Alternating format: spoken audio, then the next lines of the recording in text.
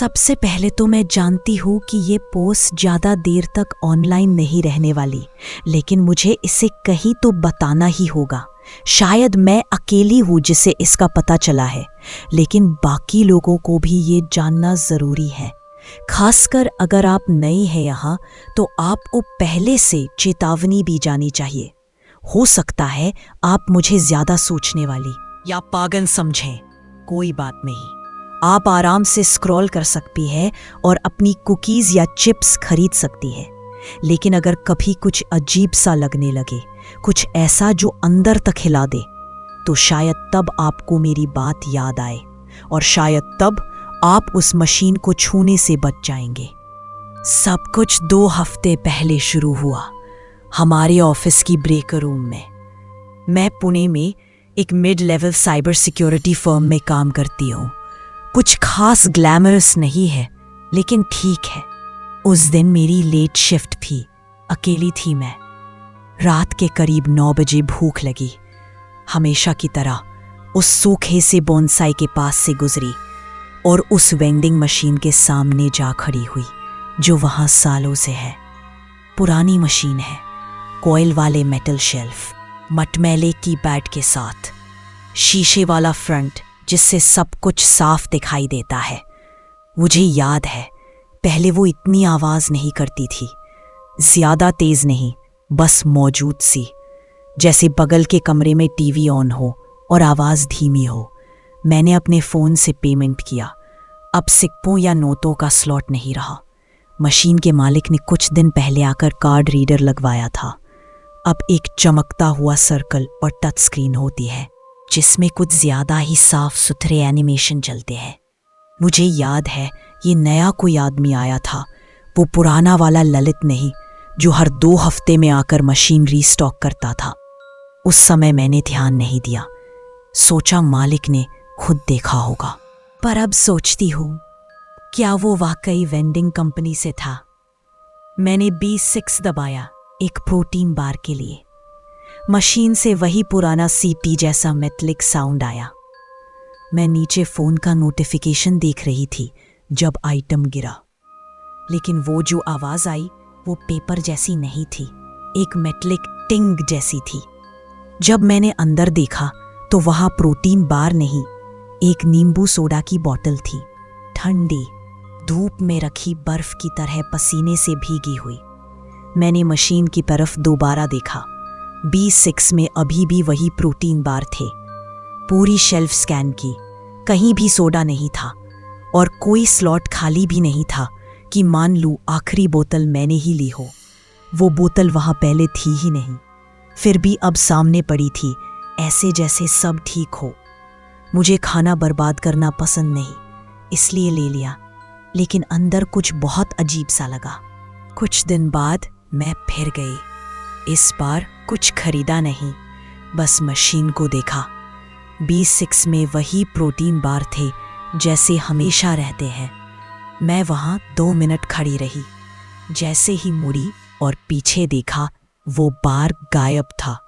अब वहाँ trail mix का पैकेट था, वो भी ऐसा ब्रांड जो मैंने कभी देखा तक नहीं था। कोई आवाज़ नहीं आई थी, कोई मूवमेंट नहीं, जैसे मशीन खुद मेरे पीठ फेरते ही बदल गई हो, जैसे वो मुझे देख रही हो। उसी हफ्ते मैंने उस मशीन से दूरी बना ली। उस दिन ऑफिस में मार्केटिंग वाली दीपाली मेरी डेस्क से गुजरी। हाथ में एक पैकेट सूखे आम के टुकड़ों का था, वही ब्रांड जो मैं पहले बंगलुरु में खरीदा करती थी। मैंने कभी ऑफिस में उसका जिक्र नहीं किया, कभी ऑनलाइन भी नहीं लिखा, पर दीपाली ने हंसते हुए बोला, तेरे कारण मैंने इसे खाना शुरू किया है। और फिर वो मस्त मस्त गुनगुनाती हुई चली गई।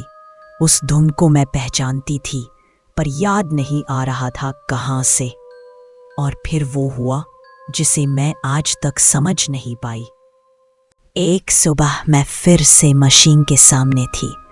इस बार कुछ नहीं खरीदा, बस देखने लगी। सबसे नीचे कोने में रेड वोर्टेक्स च्यूज, ये लाल रंग की टॉफियाँ थी जो 20 साल पहले मिलती थी। सिल्वर पैकिंग में चिपचिपी सी, तैराकी की क्लास के बाद मैं यही खाती थी, मेरी बचपन की सबसे फेवरेट चीज। मैंने दोबारा देखा, अब वहां सूरजमुखी के बीज थे, जैसे कुछ हुआ ही ना हो। तभी से मैंने रिकॉर्ड रखना शुरू किया। टाइम, डेट, स्लॉट नंबर, क्या बदला। रोज फोटो खींचती, एक ही एंगल से, टाइम स्टैंप के साथ।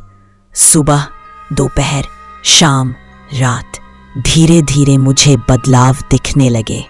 C3 स्लॉट, एक दिन था मिर्ची चिप्स, अगली सुबह ग्रनोला बार, 2 दिन बाद बेक्ड प्रेट्जेल्स, फिर अचानक वही मिर्ची चिप्स। कोई पैटर्न नहीं था, न कोई सर्विसिंग दिखाई दी।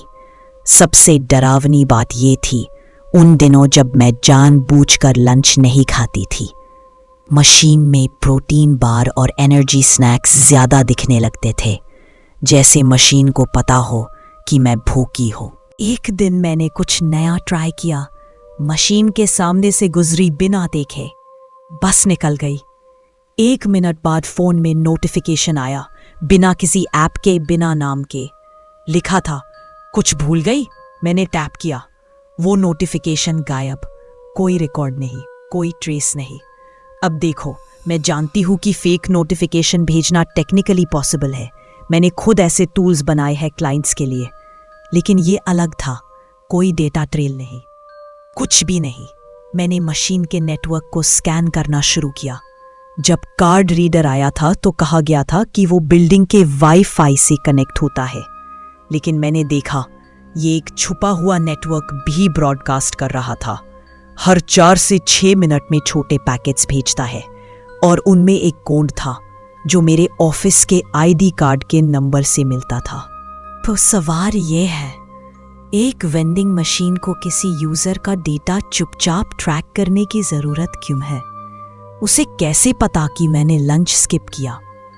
और सिर्फ जब मैं अकेली होती हूं तभी B6 स्लॉट क्यों बदलता है? और कैसे बिना आवाज, बिना हरकत, एक आइटम अगले पल कुछ और बन जाता है? कल मैं एक डीप स्कैन करने वाली हूं। अगर मैं मशीन के नेटवर्क में एडमिन एक्सेस स्पूफ कर सकी तो शायद कुछ और पता चले। अगर किसी ने हाल ही में ऐसी मशीन देखी हो, खासकर जिसमें नया कार्ड रीडर लगा हो, तो मुझे जरूर बताना, क्योंकि ये बस एक मशीन नहीं है।